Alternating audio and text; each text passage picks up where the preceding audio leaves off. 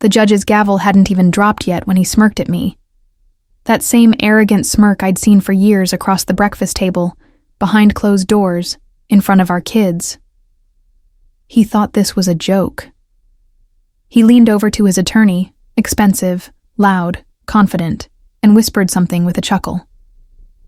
I could only imagine it was about me, about the woman who had once wiped applesauce off his tie before meetings and ironed his shirts at midnight, now sitting across from him in a navy blue suit, not as his wife, but as his opponent.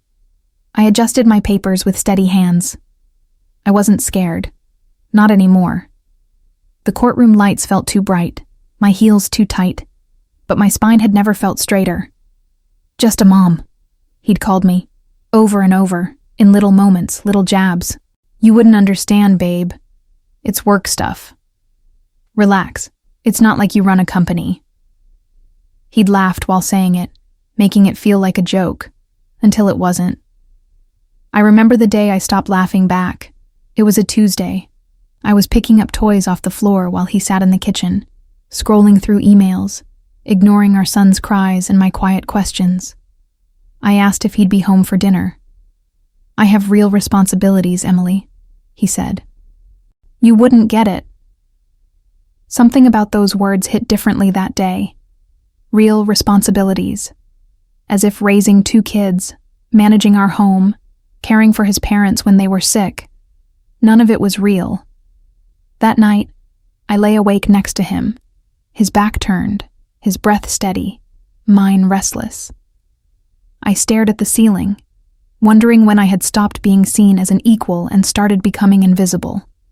He used to call me brilliant, said I was going to change the world, but somewhere between diapers and deadlines, he decided I was replaceable, silent, small.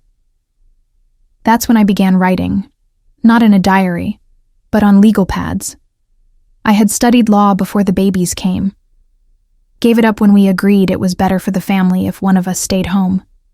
He promised we were a team, that we'd revisit it once the kids were older, that I had time, that I wasn't missing anything.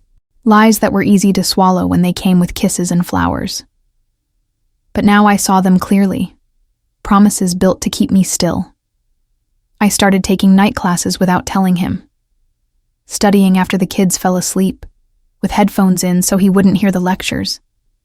Every time he mocked my free time, I took it back, page by page, book by book. And now, years later, here I was, not holding his hand, but holding his future in my hands. It's strange how a woman can disappear in her own home. I used to walk into rooms and feel seen.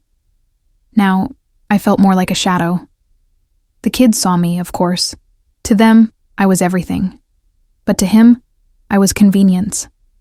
A plate on the table, a cleaned shirt, a silent nod when he bragged to his colleagues about how organized our life was. He used to introduce me proudly. This is Emily. She left law school to raise our boys. It sounded noble the first few times.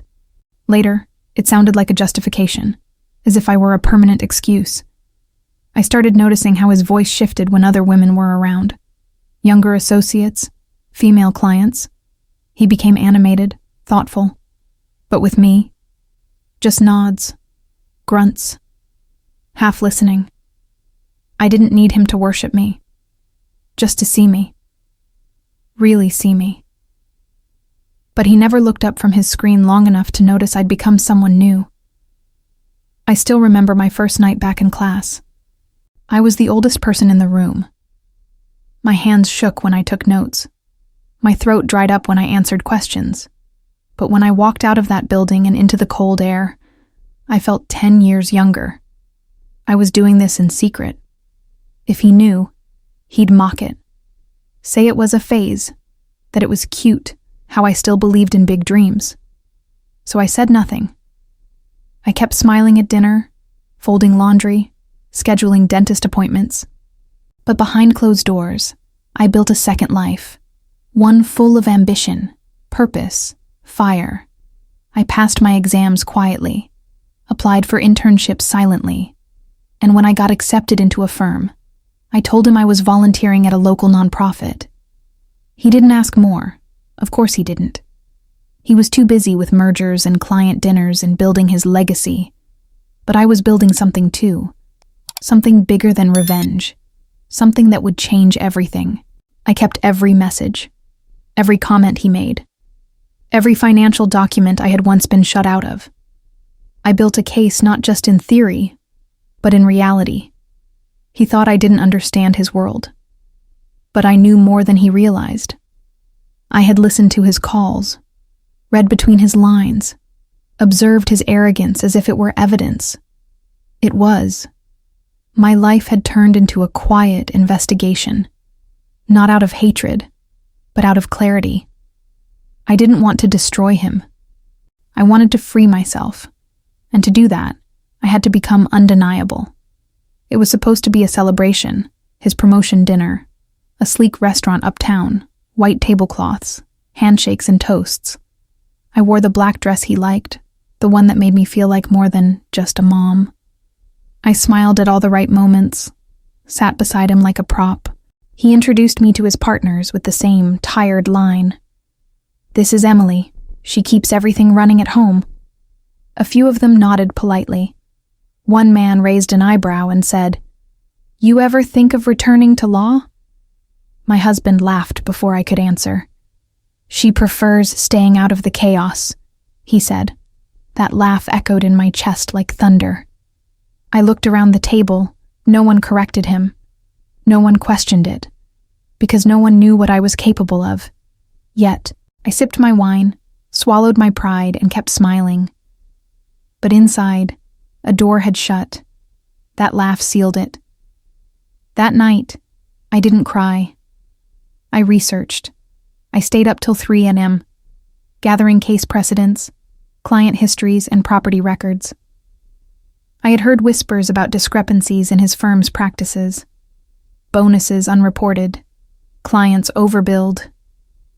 He thought I didn't know how to read the fine print, but I had learned, quietly, carefully. I didn't plan to ruin him that night. But I knew, eventually, he'd make a mistake big enough to become my leverage. And sure enough, it came sooner than I expected. A forwarded email, a tax filing error, a document he asked me to shred. I didn't. I made copies, labeled everything, stored it off-site. And just like that, his smirk became ammunition. He'd armed me with years of evidence because he never believed I could understand it. Weeks later, he made a joke in front of our children. "Your mom's lucky she doesn't have to work." I stood at the sink, dish towel in hand, and something snapped. I turned, calm as ever, and said, "Actually, I do work. You just don't see it." He rolled his eyes. "You're not in a courtroom, Emily. Let's not pretend." I didn't reply. I didn't need to. Because soon, I wouldn't need to pretend. I'd be in a courtroom, and he'd be forced to look at me not as his wife, not as the mother of his children, but as the woman holding the truth and his fate. He gave me the power without realizing it. One night, he left a folder on the counter. Tax documents for his firm. "Can you drop these off at the mailbox tomorrow?" he asked, half distracted, typing on his phone. I nodded, smiled, picked them up like I always did. But this time, I opened them. I wasn't snooping. I was surviving. What I found inside made my heart race. Figures that didn't add up. Deductions that smelled like fraud. And his signature, sloppy, rushed. But there, on every line, I scanned everything, backed it up to a drive, labeled it under a fake nonprofit name, and hid the USB inside a box of toys in the attic. That night, he kissed my forehead and said, "I don't know what I'd do without you." I almost laughed. He meant it as a compliment, but it sounded like a confession. For months, I kept collecting. Quietly, strategically. I wasn't looking to punish. I was preparing to reclaim. My name. My worth. My future. I went from hiding my law books to leaving them on the kitchen table. He never noticed. I'd speak confidently at dinner about legal cases in the news, and he'd nod absent-mindedly, never connecting the dots. That was his pattern, underestimating women who didn't speak loudly. He didn't realize that silence is often the sharpest blade. The day I filed my petition for separation, I walked into the courthouse alone, wearing a gray suit and holding a folder full of secrets. When I came home that night, he didn't ask where I'd been. He was on a call, bragging about his new client. I set dinner on the table, tucked the kids in, kissed them on their foreheads, and slept beside the man who didn't know he was already on trial.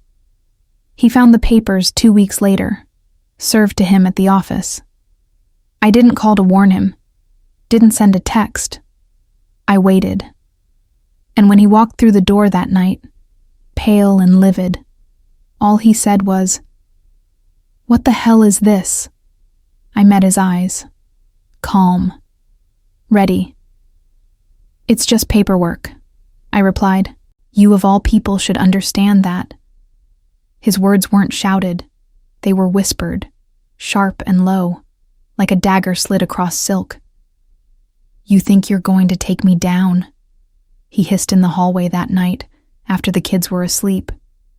"You're nothing without me, Emily. Nothing." He stood so close I could smell the scotch on his breath. The same scotch he used to pour after meetings, now poured to drown panic. I didn't flinch.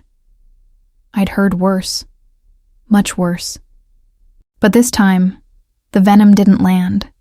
It slid off me like water off glass. I tilted my head, studied him, and simply said, "Then you should have left me invisible." He didn't know what that meant. Not yet. But he would. Soon. Because the woman he belittled for years, the one who kept his house standing, his image polished, his secrets buried, she had returned to herself. And this time, she had teeth. The court date was set. Family law. Asset division. But the undercurrent was deeper. It wasn't just a divorce. It was a reckoning. I had no intention of turning our children against him. I didn't poison their image of him. He did that all by himself. With every missed recital, every broken promise, every time he chose power over presence. I wasn't the villain, I was the witness, and the world was about to hear what I'd seen. He hired a brutal attorney, one known for tearing women apart on the stand. I smiled when I saw her name, because I knew her, studied her, watched her arguments online for months. I was prepared, not to fight her, but to outthink her, just like I had outthought him. He tried everything: guilt, charm, threats. "Do this quietly," he said, "for the kids." I nodded and kept moving. "You're ruining our reputation." I shrugged. "We still have one." He didn't know how to control a version of me that didn't need his approval. That's what scared him most.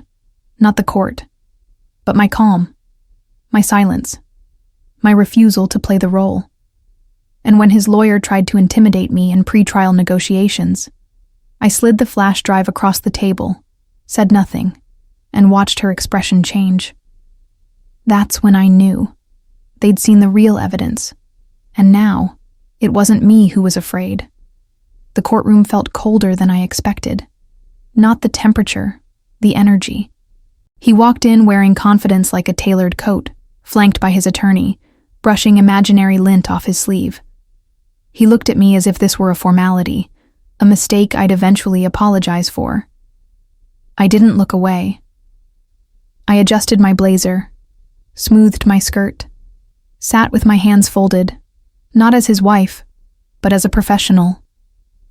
His lawyer started strong, painting me as dependent, emotional, ungrateful. I let her talk, let her build that fantasy. And when it was my turn to speak, I didn't raise my voice. I simply told the truth, not with venom, with facts, dates, figures, documents. And when the judge asked if I had anything else to submit, I handed over the flash drive, labeled, indexed, quietly devastating. He didn't look so smug then. He leaned toward his lawyer, whispering with urgency. I watched his hands, shaking.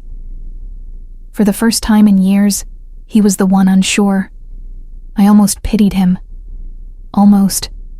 But pity is a luxury for those who haven't been erased. For years, I sat in the back of his world, applauding his wins, supporting his ego, making him look good. But now the spotlight was mine. Not because I craved it, but because I earned it. And when his lawyer tried to discredit my work, the judge interrupted. "Mrs. Carter," he said, "your submission is thorough, very thorough." A pause. "Are you currently employed?" I smiled. "Yes, Your Honor. I work in litigation support," the courtroom murmured. My husband stared, and in that instant, I wasn't just a mom. I was the architect of my own freedom. Later that day, as we stepped out for a recess, he followed me into the hallway. "You planned this," he said through clenched teeth. "All of it." I met his gaze and said nothing, because the truth didn't need to shout. It had already spoken. By the second hearing, his voice had changed, no longer booming, no longer cocky. He began interrupting his own lawyer, pacing during breaks, checking his phone obsessively. I knew what was happening. His world, the one built on polished facades and unchecked power, was cracking. I didn't gloat. That's not who I became. But I watched. Carefully. Because now, I was the one with control. His firm started asking questions. Discrepancies surfaced. Files he thought were deleted came back in the form of subpoenas. I hadn't just built a legal case. I had triggered a professional reckoning. And the irony. He could have avoided it all. If only he'd treated me as a partner instead of an obstacle. If only he'd seen my silence for what it was. Not weakness, but restraint. He still tried to get into my head. A late-night email. "Let's stop this, Emily. For the kids." I didn't respond, because this wasn't revenge. This was repair. For every moment I'd questioned my own worth. For every time he rolled his eyes at my opinions, mocked my aspirations, dismissed my exhaustion. I wasn't here to destroy him. I was here to remember me. The real me. The one who once walked out of a lecture hall dreaming of justice. The one who put her own dreams on hold for a man who forgot how to value dreams that didn't serve him. Every courtroom moment reminded me, I was never just a mom. I was the mind behind the curtain, the hands that held everything together. And now, those hands were taking it all back. When we returned to court, the judge requested a private conference. Too many inconsistencies in my husband's filings. Financial gaps. Unexplained assets. His lawyer tried to spin it. Blame me. Perhaps Mrs. Carter is exaggerating. But I had every receipt, every transfer, every timestamp. I didn't raise my voice. I didn't need to. I simply handed over another folder. The silence that followed was deafening. My husband looked at me like I was a stranger, but I wasn't. I was the same woman he ignored. The same woman he once praised, until she became inconvenient. I was called back to the stand for final clarification. Nothing dramatic, just a few procedural questions, but it felt symbolic. The judge looked at me not as a formality, but as someone who had brought order to a mess no one else dared to name. I answered calmly, clearly, and when I returned to my seat, I caught my husband watching me, not with anger anymore, but fear. A silent realization written across his face. I had outgrown the role he scripted for me. That's what happens when you silence someone too long. They become fluent in restraint, and then unflinching in truth. He expected me to shout, to cry, to crumble, but I didn't. I smiled, because I knew the difference between power and performance. He was all noise. I was all proof. Outside the courtroom, the press was waiting. Not for me, for him. Rumors had started circulating about irregularities in his firm. Internal audits, suspensions. He passed them quickly, head down, jaw clenched. I walked out after him, slower, lighter. I hadn't planned on becoming the storm. I just stopped pretending it wasn't raining. I received a message that night from a former colleague of his. I don't know what you did, but wow, respect. I didn't respond. Because this wasn't about applause. This was about reclaiming the version of me that he tried to erase. The one that dared to want more, even in silence. That night, I cooked dinner with my kids like always. Same table, same mismatched plates. But something was different. I sat at the head of the table without thinking, and my son, unprompted, said, "You're really smart, Mom." I looked at him, my heart breaking and healing at the same time, and whispered, "Thank you, baby. I needed that today." Because no courtroom win could ever compete with being seen by the ones who matter most. I wasn't just rebuilding my life.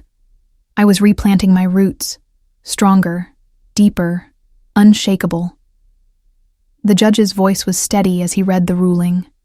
Custody, shared, but primary residence with me. Financial restitution, awarded. Allegations against his firm, referred to state investigators. It was everything I asked for.